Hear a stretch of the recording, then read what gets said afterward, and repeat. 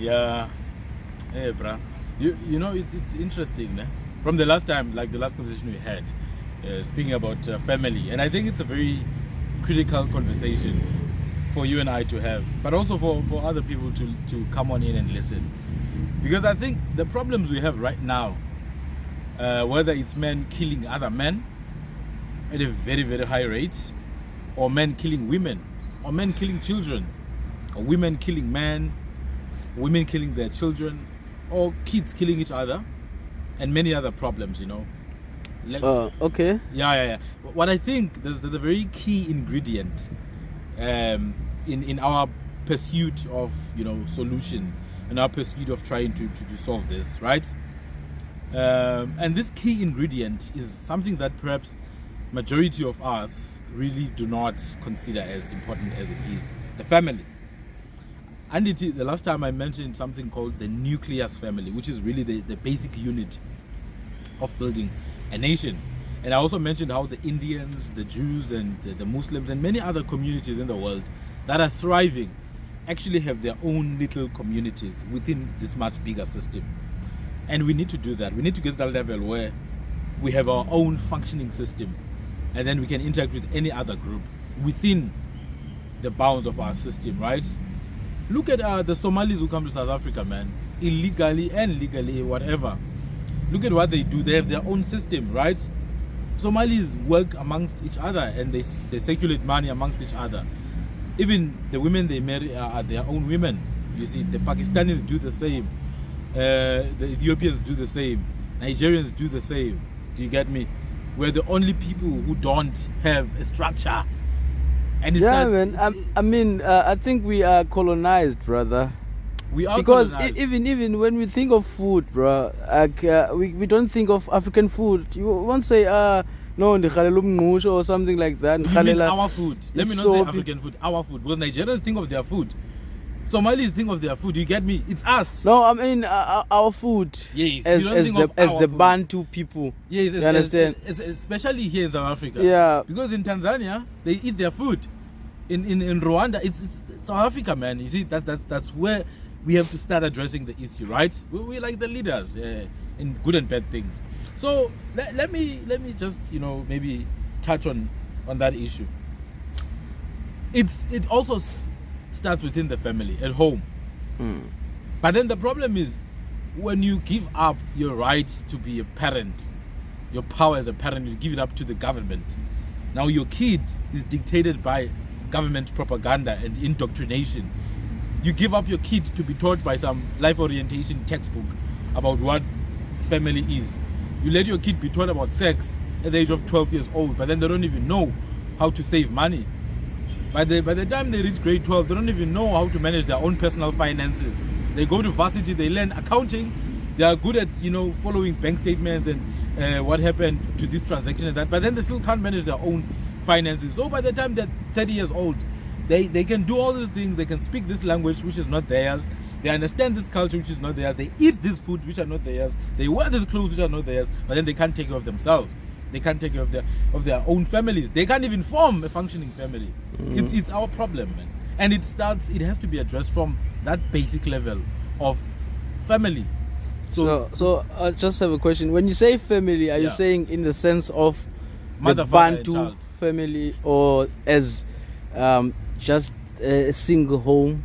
Yeah. So that's where it starts, within the single home. Remember that I want to take it there to that level. A single unit, mother, child, father. Do you get me? That dynamic where there's a father, there's a mother, and then there's children. It starts there. If that is not functioning, the entire street or community is not going to function. Do you get me? I remember when I grew up, you know, you'd have like families, and then they would form a street, and then you'd have many streets, then they would form a town, right?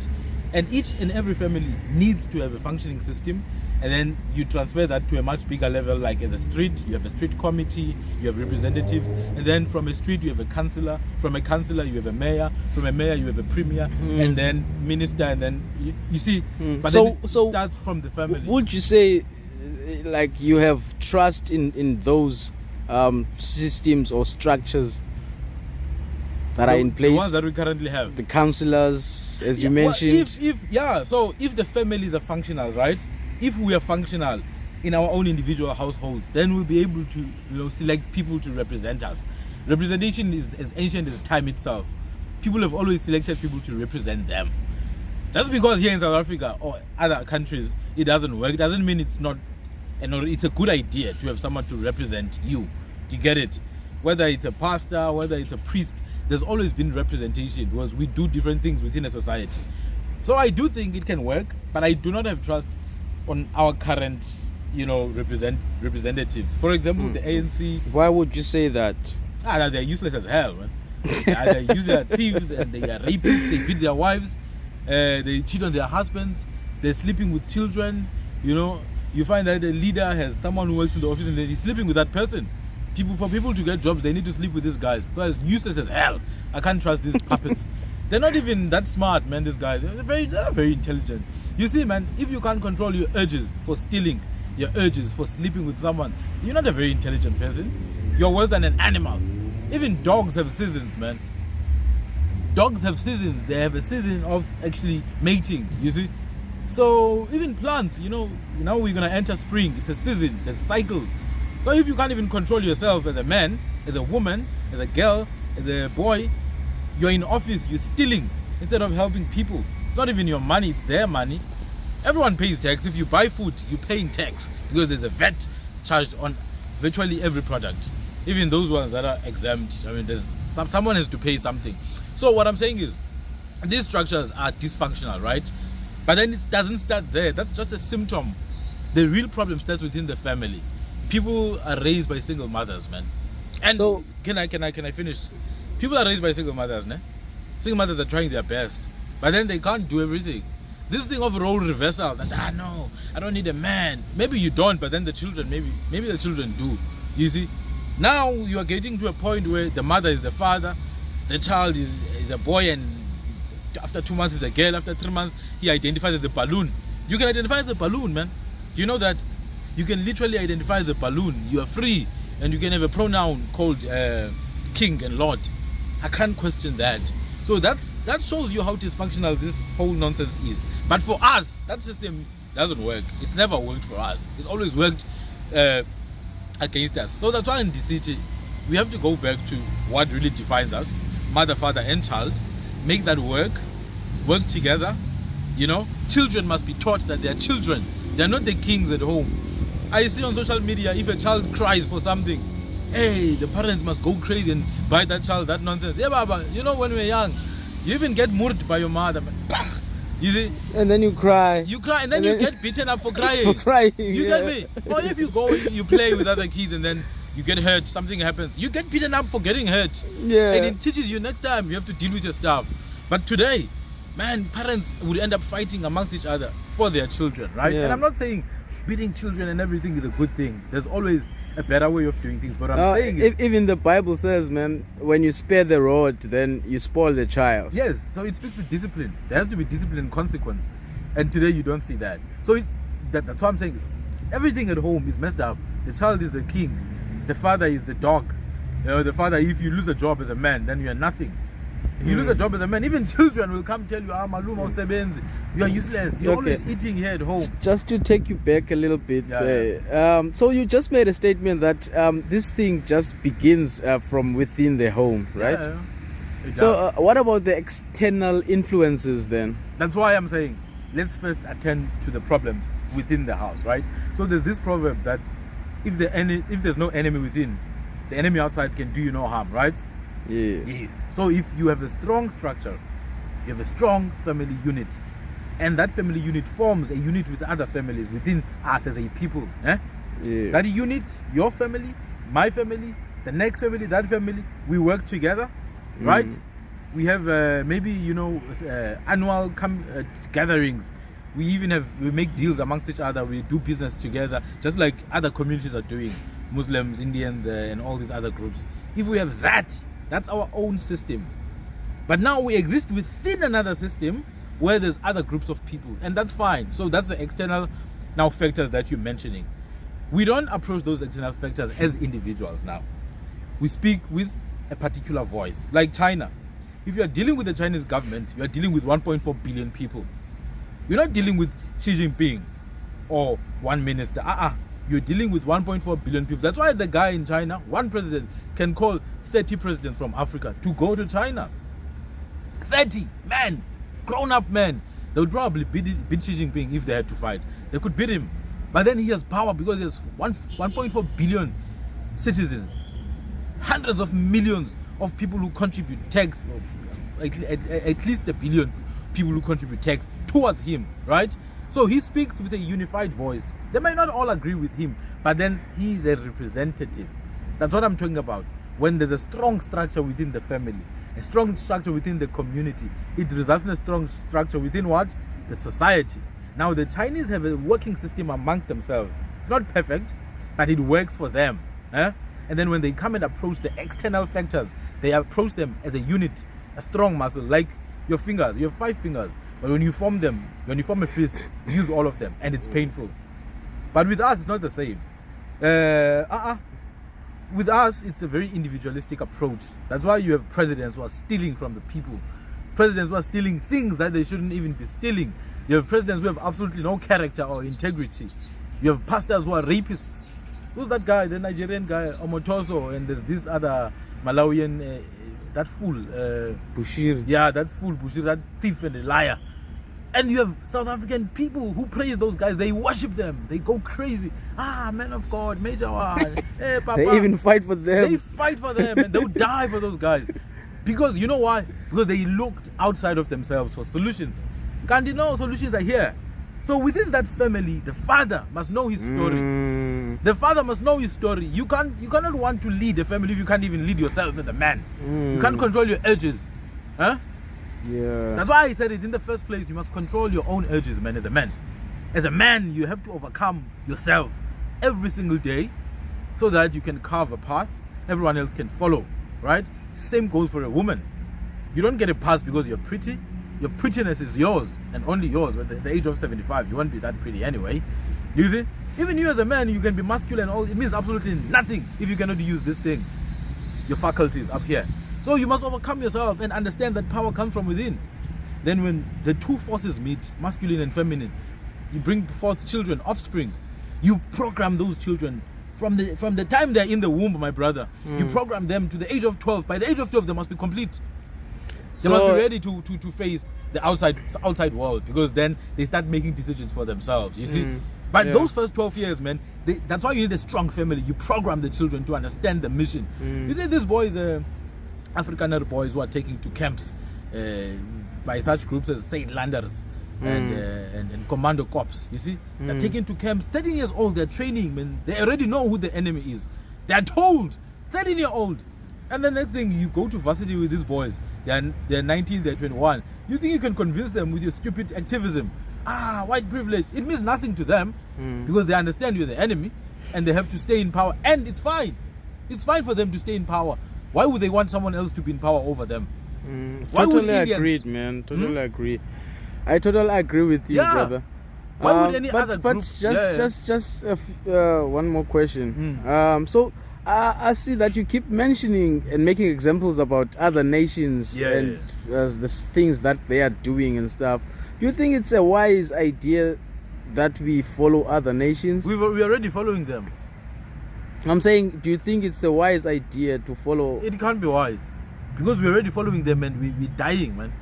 We've been following them for hundreds of years now. What I'm saying is, let's revert back to what we actually are. Remember, we are organic human beings. We're the original human beings of the earth, right?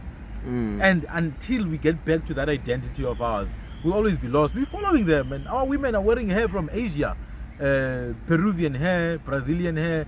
Our women are injecting silicone into their bodies so that they can have big buttocks and big breasts. Men are elongating limbs and all this nonsense, man. All these hoaxes and illusions from Hollywood. We're following them. The food we eat, you mentioned that we eat, strange Asian foods. Asian Thai noodles. Hey, they're very nice. Thai noodles. And it also speaks to how, they've been able to commercialize, their food and cuisine.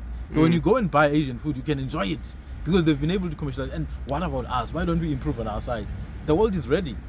That's why when we produce music, Amapiano, you go to Spain, you go to Portugal, they're listening to that music. because we've been able to master our own thing. We don't need to follow them to answer your question. We have to build our own thing and then export it to the world. There's something that talks about being the light of the earth and the salt of the earth. And someone mentioned something, how we as black people see the South African, we are like the chargers of the world. Everyone else charges from us. We're like a charging socket. They charge from us and then they get recharged and then they trample upon us. That's nyasha ndot. Yabo? Because we don't see who we are. So when we understand who we are and appreciate, our true value and identity, then the world will change the entire trajectory of the world. Because the world is waiting for us, man. Without us, the world is tasteless and the world is gloomy. So it's not good to follow other nations, right? Okay. Yeah. Just to mention another thing, with regards to going back. Yeah. So many people, when you say we have to go back, they will think of the good old days when people used to wear animal skins.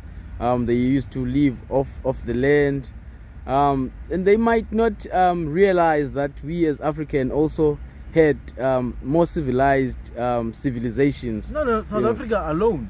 Don't even mention Egypt. South Africa alone has some of the most, if not the most ancient artifacts in history, in all of human history.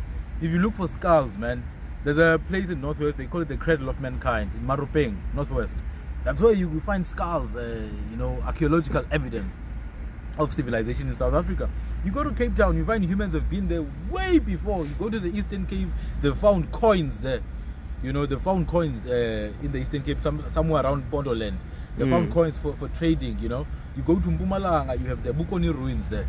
With secular stone structures. You go to Gauteng, they have the Kweneng ruins. You go to Limpopo, you have Mapungubwe, you have, we've been mining gold. Even our names, man, our ethnic names, Amalala, Abambo, those names, they mean blacksmiths, the people of the precious stones, people of gold, because we had a functioning system. We had artisans, we had blacksmiths, we had people who used to work iron. I know for a fact I am a descendant of guys who worked with metals and iron and gold, and I descend from those people, and that's how we gathered wealth. Other people were good with the bow and the archers of the bow. Others were good with general agriculture. So what I'm saying is, when I say let's go back to what we had, let's go back to what we had. I'll give you a very simple example. The idea of a kraal, ubuhlanti isibaya. You have cows in there, and goats and sheep.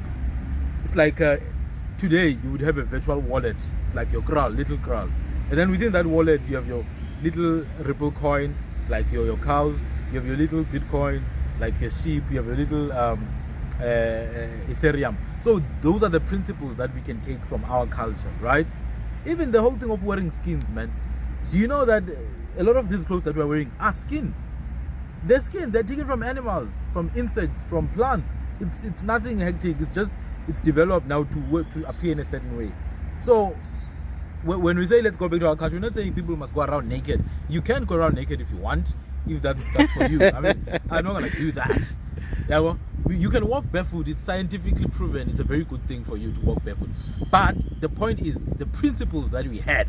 Principles, my brother. Umntwana makezalwa back in the day, they would take the child, they would bend something, and then they would put the child on top of that, so that the child can smell and open the lungs. You see. Anyway, just to close on this, man. The nucleus family is the key. I want to conclude this subject. Is the key to solving our problems. I'm not talking about other people's problems, ours, because our families are broken. Our men are broken. Our women are broken. The kids are broken as hell. We spend so that we could be validated, could feel validated. We put things on social media, we twerk, we make jokes of insensitive stuff so that we can have likes and followers. People even post pictures, man, and if they get like 5 likes, they delete the picture. You can clearly see that, no, this is like a drug. They're hungry for validation. They're hungry for recognition from others. But then if you can fix within yourself and within your immediate surroundings, that is your family, then by the time you leave your house, you'll feel like you've conquered the world. People who come from healthy families, man, healthy, strong support structures, those people, they've conquered the world. Within them, You don't need to validate them. You can say all sorts of negative stuff about such people. You can't trust them. That's why you can even offend people who've conquered you. You can offend white people by calling them names. A lot of them will just laugh at you. But then if they call you names, hey, you'll get angry, you want to kill them. You know why? Because one conquered the other, and it's not the other way around. That's why you get offended, because you accept that they have some power over you. So what I'm saying is, when you fix the family, starting from the individual, you fix a lot of our problems.